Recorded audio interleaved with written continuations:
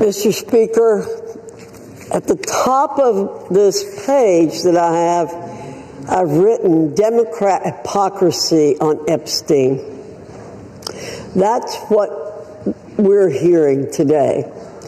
I'm proud to be a member of the Oversight and Government Reform Committee. I'm proud to have supported the full investigation into the Epstein files on that committee.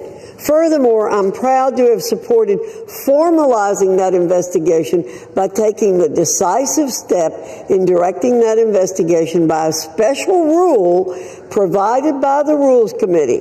This gave the oversight investigation the full weight of the House of Representatives behind the committee's existing subpoena power. Very important in this debate. Let's get things straight here. In just a matter of hours, we're going to get to vote on the Massie bill. But that won't preclude the existing House Oversight and Government Reform Committee's investigation in any way. And that's a great thing because that investigation is yielding results. We now know that one of Jeffrey Epstein's closest confidants was apparently Larry Summers, a cabinet member in the Clinton administration. We now know that a Democrat member in this body, Stacey Plaskett, was colluding with Jeffrey Epstein in real time during a hearing. And the subject matter? How to take down President Trump. Mr. Speaker, you can't make this stuff up. We now know that Epstein himself hated President Trump. It's in black and white. We now know that one of the chief Epstein victims stated that President Trump never acted inappropriately. And don't forget that oversight investigation specifically subpoenaed Bill and Hillary Clinton for their ties to Jeffrey Epstein. They haven't been quick to step into the breach and exonerate themselves, have they? But the truth will continue to come out, as it has, because of Republicans and a current Republican-led House Oversight and Government Reform Committee investigation, one that already carries the full force of law. Let's see where that leads. I reserve. Gentlelady reserves. The gentleman from Massachusetts is recognized. Mr. Speaker, the gentlelady says that just trust her and the Republican leadership. And I got to tell you, I can't after what I saw unfold over these last several months. Obstruction and using every maneuver possible to avoid this moment where we're having here today. And I want to say that for the record, it doesn't matter whether there's Republicans or Democrats or independents that are implicated in these files. We believe in accountability for everybody who abuses young women, and we believe in justice. And that is kind of what's uniting many of us on this, on this side of the aisle here today. And I just want to, again, I want to thank Representative Connor for his leadership. I want to thank Representative Massie, Representative Greene, and Representative Mace for their courage and for their willingness to stand up for what is right.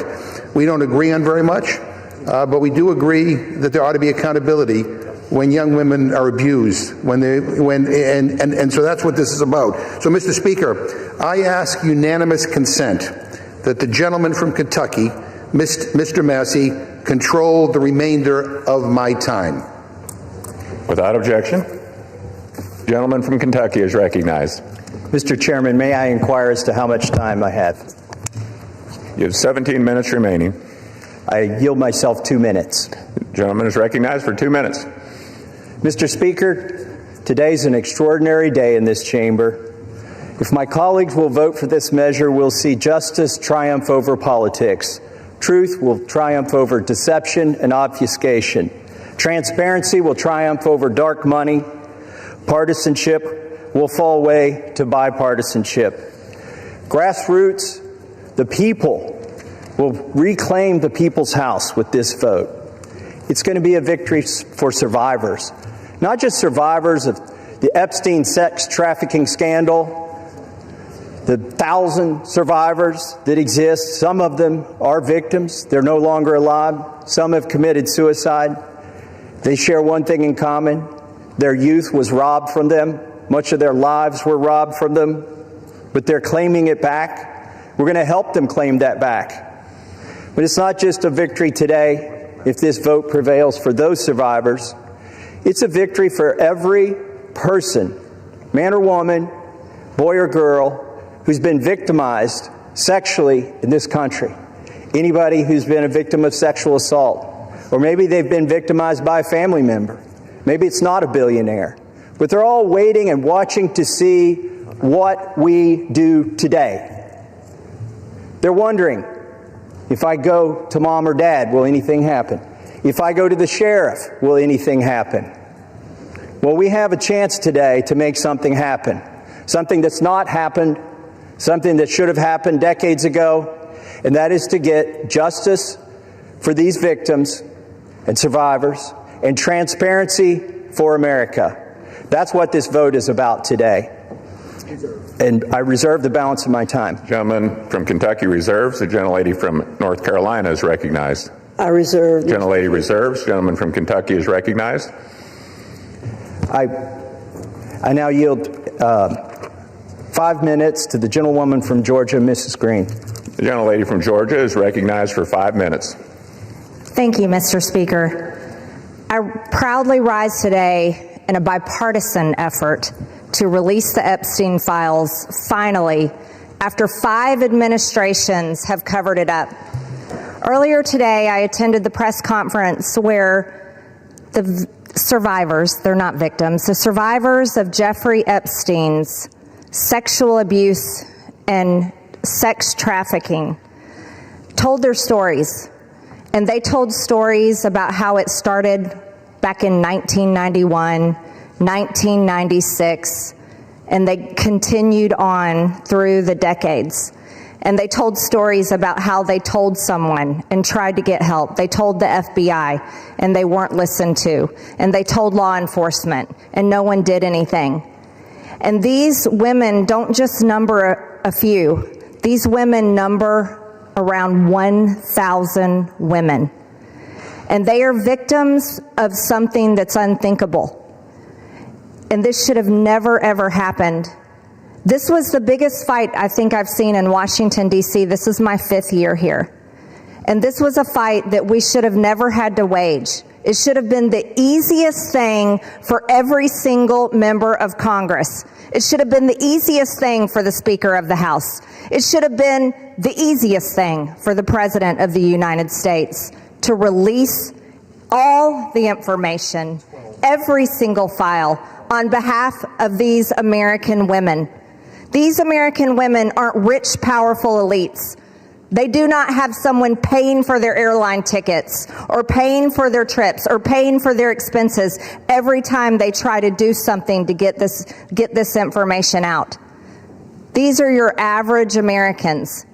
And you want to know what the Epstein files represent, the cover-up represents to average Americans?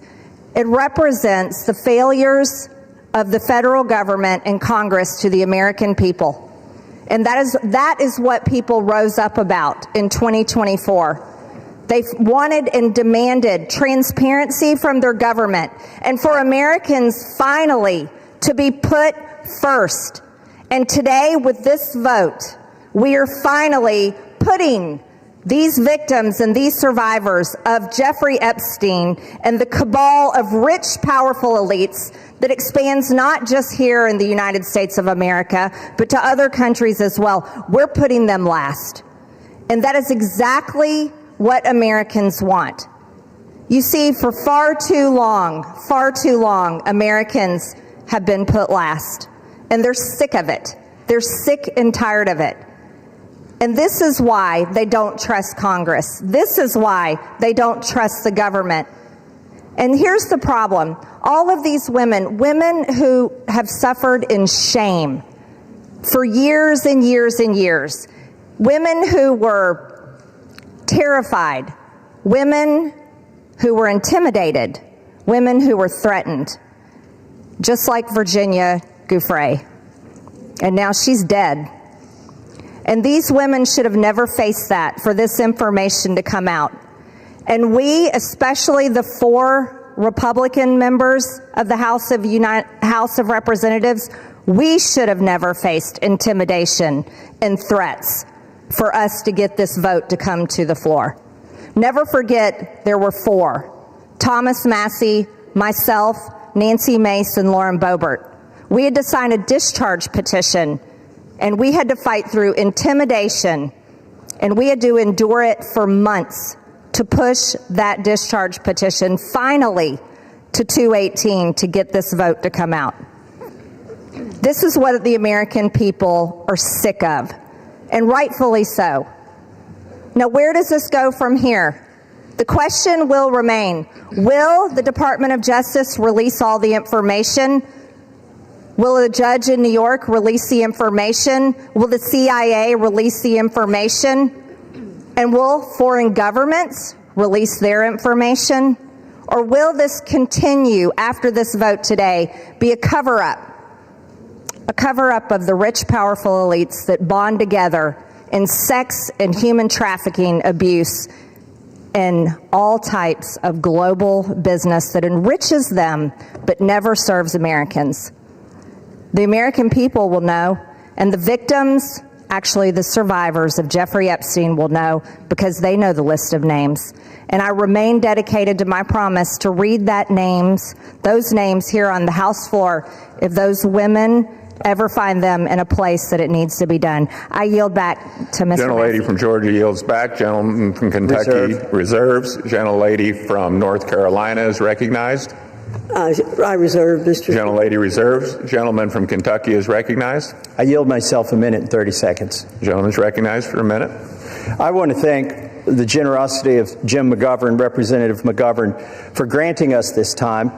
I'm embarrassed for my own party today. I'm embarrassed we withheld signing in, swearing in a duly representative of the people for 49 days just to avoid this vote that's finally going to happen today. I'm embarrassed that my own party isn't going to yield me time to debate this, even though they say they support it and I authored it. They don't even want to yield me time to debate this during the bill debate. But I'm thankful. Let me tell you who I'm thankful to. These 3 brave women, Marjorie Taylor Greene, Nancy Mace, and Lauren Boebert. They have been threatened. They have been intimidated. Physically, politically, it's disgusting. And not by the far left. They have been intimidated by people in our own party. And for what? For seeking justice for these victims. So, my hat's off. I congratulate them for standing strong. I've always wondered, where were the Republican men during this battle?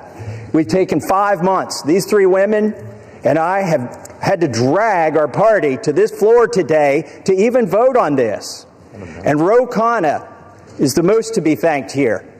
In an extraordinary display of bipartisanship, he did not hesitate when I asked if we wanted to bring this bill to the floor together, if he would stand in the trenches with me. He said yes. With that, I reserve.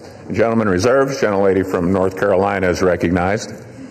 Thank you, Mr. Speaker. I yield myself such time as I may consume. Gentlelady is recognized. Boy, we need to get facts straight here. President Trump's DOJ, in his first term, arrested and prosecuted Jeffrey Epstein. We, on our side, want justice to prevail in this case and in every case. Speaker Johnson has always been clear that if the discharge petition reached the necessary signatures, that the House would consider the legislation, and that's what we're providing for in our rule today. In fact, as soon as the petition hit 218 votes last Wednesday, House Republicans offered a unanimous consent request to pass the legislation then. However, the Democrat leader would not give consent to do that last week. Why? Because they're not really interested in this. They're interested in some other things. And Mr. Speaker, I have to correct the record. Mr. Massie did not request time from me. I'm the person who controls the time on the Republican side, and he did not request time from me, or I would have given him time. I reserve. Gentlelady reserves. Gentleman from Kentucky is recognized. I'd like to now recognize the gentlelady from South Carolina for 5 minutes, Nancy Mace. Gentlelady from South Carolina is recognized for 5 minutes. Thank you, Mr. Speaker. And I want to thank my colleagues today for the time, Mr. McGovern and Mr. Khanna, for the 5 minutes on the floor to speak about an issue that is not political for me. Helping the survivors of Jeffrey Epstein and his horrific, gruesome, brutal sex trafficking ring is deeply personal. And while we often have many disagreements about a lot of issues, maybe most issues, today they are allowing us to speak on the floor, and I want to thank my colleagues, Congressman Massie, Marjorie Taylor Greene, and Lauren Boebert, the four of us making history today over the discharge petition and delivering justice for those who have desperately fought for it for, in some cases, almost 30 years. I wore white today because I wanted to reflect on the innocence of the young women who had their innocence stolen from a demon named Jeffrey Epstein, from demons, friends of his, rich and powerful people who stole their innocence as young as 14 years old. It was taken from them, and they've never gotten it back. I'm also wearing white today to recognize the courage that it takes for women to come forward, the sacrifices to them personally, professionally, financially, the embarrassment, the humiliation, the shame that we still deliver on the backs of women who have been brutalized, who've been raped, who've been assaulted. The shame that the media pours over their heads, that their colleagues, their friends, their neighbors, their loved ones, because you come forward and because you talk about sexual assault, you are not a slut. It's not because of what you wore. You're not a whore. But that's how women are treated, and you're not lying. And I want every woman to know, every Epstein survivor to know, every woman across the country who is a survivor, who is a victim of assault, that today we see you. And this fight and this vote tonight, I see it is about the Epstein victims, but it's about much more than the Epstein victims. This is about the powerless, taking power away from the very powerful. This is about giving women who never had a voice, giving a voice to the voiceless. This is about their sacrifice. This is about having and recognizing their courage. This is about justice for the Epstein victims, but it's also about hope. Earlier this year, I gave a speech right here on the floor of the U.S. House of Representatives, detailing trauma that I experienced, endured, and am a survivor of, that I accidentally uncovered 2 years ago, almost to the day. And today, I still don't have justice, like millions of women across the country. When I spoke out, I got attacked. When I spoke out, I was shamed. When I spoke out, I was defamed and smeared, and that goes on today, right now, in the present. God sure has a funny way of working through us. I, like many of the Epstein survivors and many other survivors across the country, I don't think I will ever heal from the destruction my abuser did to me. But I can heal by being a vessel and being a voice for all those who need it, and that's why we are here today. That is why I will never abandon a single survivor ever, and I will never waver. I spent my morning talking to law enforcement and others about another potential Jane Doe number 5, who may be another sexual assault victim in the case that I uncovered 2 years ago. It's very difficult for us to come forward, but I want to thank the women who have, the Epstein victims, the victims in the case that I uncovered. I want to thank all of you for being a voice, for giving me hope. Maybe one day I too can get justice. Thank you, and I yield. Gentlelady yields back. Gentleman from Kentucky Reserved. reserves. Gentlelady from North Carolina is recognized. Thank you very much, Mr. Speaker. Our colleagues want Americans to believe that this discharge petition and underlying legislation are the be-all and end-all in this investigation. However, it's House Republicans who've worked tirelessly to achieve true justice for victims. To date, the significant information that has come out has come from the Oversight and Government Reform Committee. As a result of its issuing 13 subpoenas, we've released 65,000 pages of documents from the Department of Justice, the Epstein estate, which was not mentioned in the underlying legislation, former U.S. attorney, and others.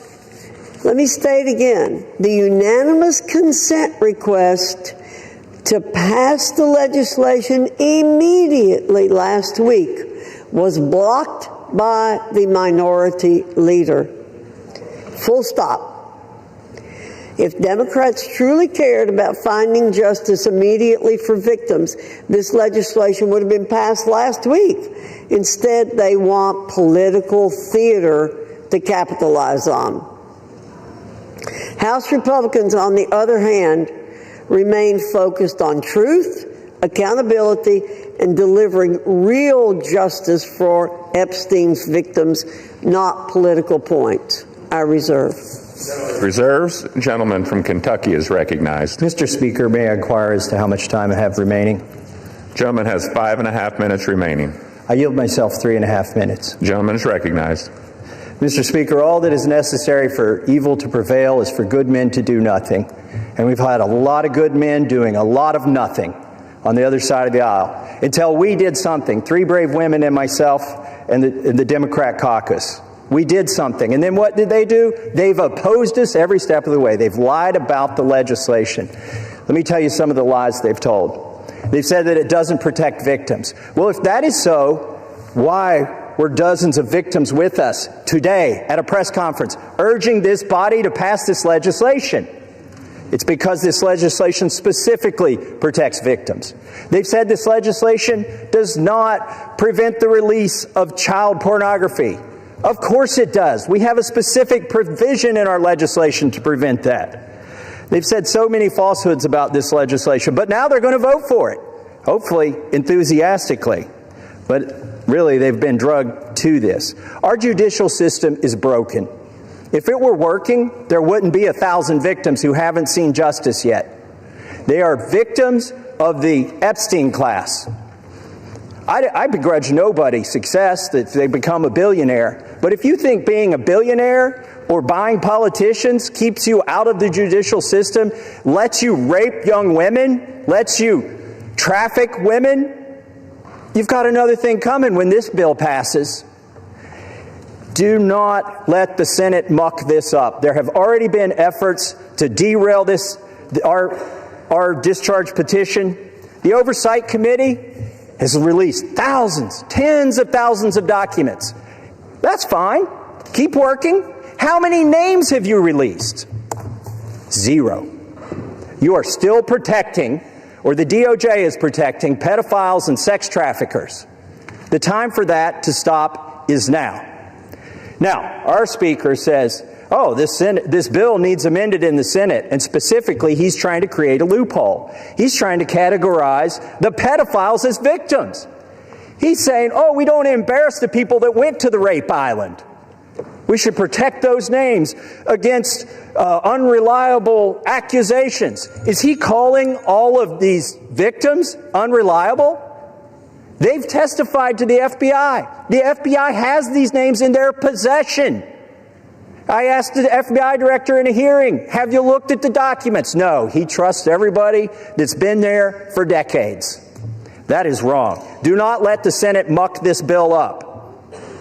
And if you're a party to that in the Senate, you are part of this cover-up that we are trying to expose. I am sorry if one of your billionaire donors is going to get embarrassed because he went to Rape Island. That is what they have coming. In fact, they need to be on the other side of bars, a lot of them. Some of them will be embarrassed, but some of them need to go to prison, and the survivors know that. So how will we know if this bill has been successful? We will know when there are men, rich men, in handcuffs being perp-walked to the jail. And until then, this is still a cover-up. I urge my Senate colleagues, do not muck up this bill. The president has already said he will sign it. That means he will sign the bill that we have here today. Do not change this bill. He is ready to sign it. Give it to him. Put it on his desk. Let's get justice for these victims. With that, I reserve. The gentleman from Kentucky reserves. The gentlelady from North Carolina is recognized. Reserve. The gentlelady reserves. Is the gentlelady prepared to close? Yes, I am, Mr. Speaker.